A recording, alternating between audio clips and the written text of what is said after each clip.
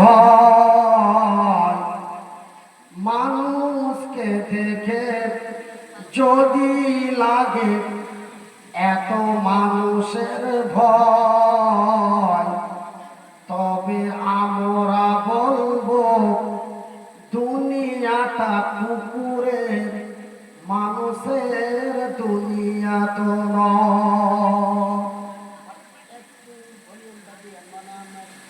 System একটু অন্য আছে, আপনারা বুঝে গেছেন কথাতে।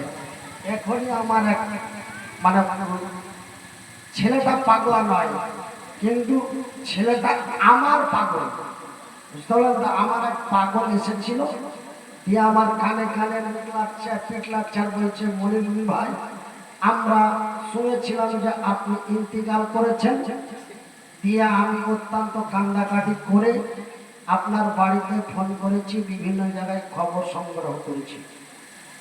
যাই হোক, তাই আমি বলছি একটু আওয়াজটা হয়তো বাইরে আওয়াজ ঠিকঠাক হচ্ছে, কিন্তু আমাকে একটু ডিস্টার্ব হচ্ছে, একটু আওয়াজটা দিবেন ভাই জানাবা। মানুষকে দেখে যদি লাগে এত মানুষের ভয় তবে আমরা বলবো দুনিয়াটা পশুদের মানুষের দুনিয়া তো নয়। আমরা ভয় করবো কার? একটু কথা বলবো, আমরা ভয় করবো কার? আল্লাহ ব্যতীত আমরা অন্য কোন ব্যক্তিকে ভয় পাই না। একবার জোরে বলি ইনশাআল্লাহ। নারায়ে তাকবীর। মানুষকে দেখে যদি লাগে এত মানুষের ভয় তবে আমরা বলবো দুনিয়াটা ছাগলের মানুষের দুনিয়া তো নয়। বাঘ মানুষকে দেখে ভয় পায়, হাতি মানুষকে দেখে ভয় পায়, গরু মানুষকে দেখে ভয় পায়, কুত্তা মানুষকে দেখে ভয় পায়, কিন্তু মানুষকে দেখে যদি মানুষেই ভয় পায় তবে আমরা বলবো দুনিয়াটা পশুদের মানুষের দুনিয়া তো নয়। এই মরণ যদি না থাকিত, আল্লাহ আমাদের মরণ দিয়েছে না? একটু কথা বলেন, মরণ দিয়েছে না যায়নি? এই মরণ যদি না থাকিত তবে কি হতো গো? বুঝলেন তো? একটু মানুষকে যদি আল্লাহ মোট না দিত তবে কি হতো?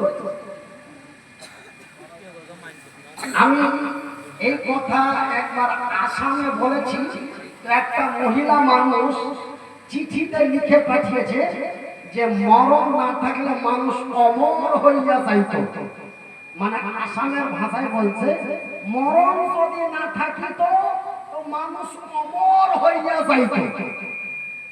আমি বললাম না, এটা না, মরণ যদি না থাকিত মানুষকে মানুষে খেত। এ মরণ যদি না থাকিত, মৃত্যুটা কিন্তু আমাদের একটা নিয়ামত। মৃত্যুটা আল্লাহ যে আমাদের মরণ দিয়েছে এটা একটা বড় নিয়ামত। এই মরণ যদি আমাদের না থাকতো তবে প্রচন্ড অসুবিধা হতো। তাই আমার কবি বলছেন এ মরণ যদি না থাকিত মানুষকে মানুষে খেত। ব্যভিচারী অনাচারে দুনিয়াটা ভরে যেত। এ মরণ যদি না থাকিত মানুষকে মানুষে খেত। যে নাকারী ব্যভিচারে দুনিয়াটা ভরে যেত। সম্মানিত ও যোগ্যতম